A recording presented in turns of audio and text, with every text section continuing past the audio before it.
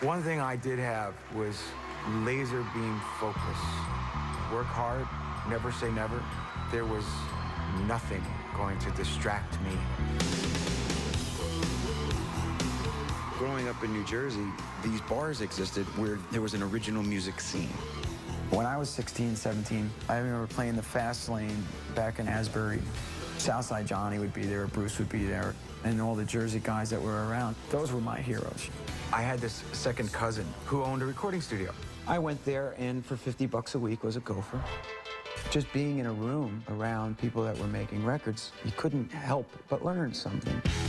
I had written a song called Runaway. And I had what was slowly becoming a hit without a band. So I called up Dave, my keyboard player, then Alec John Such, our bass player, Tico, our drummer. Richie was the last guy to come on, and it was a magic combination. Ladies and gentlemen, here is Bon Jovi.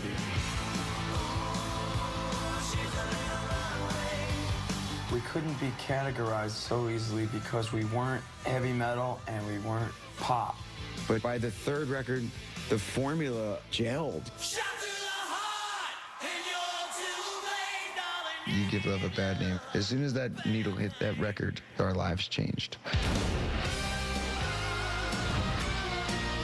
These guys that all grew up in a garage in New Jersey were now playing 50, 60,000 seat stadiums. Everybody has been in a situation in their life where they were Tommy and Gina, that they needed each other, and that was the only thing that they had. But when you wrote those kind of songs and you added the big hook, It didn't sound like anything by anybody.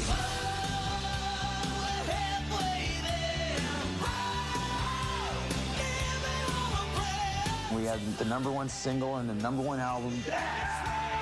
It was a rock and roll fantasy. It was a dream.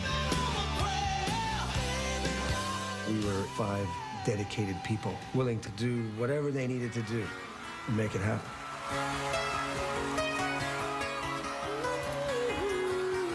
The songs are almost like screenplays in a way. I pictured more of what I'm doing as like Clint Eastwood with a guitar. I'm a cowboy on a steel horse I ride. I'm wanted, dead or alive. Well, a good song is a good song, I guess. You know, John and Richie, some of their songs, like Wanted, Dead or Alive, I think they could stand the test of time. I've seen a million faces and I've rocked them all. My relationship with our audience is a lot more important than my relationship with critics.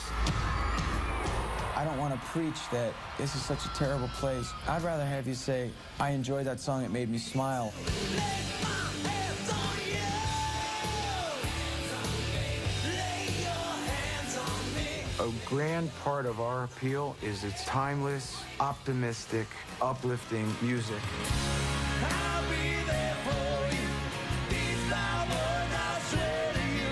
When you breathe. When you get on stage and you look across and everybody's there, you just go, this is like home. We've lived more of our lives together than we did apart. It's my life. It's now or never. We have lived this unbelievable story. So as long as we're happy, we'll keep doing it. It's my life.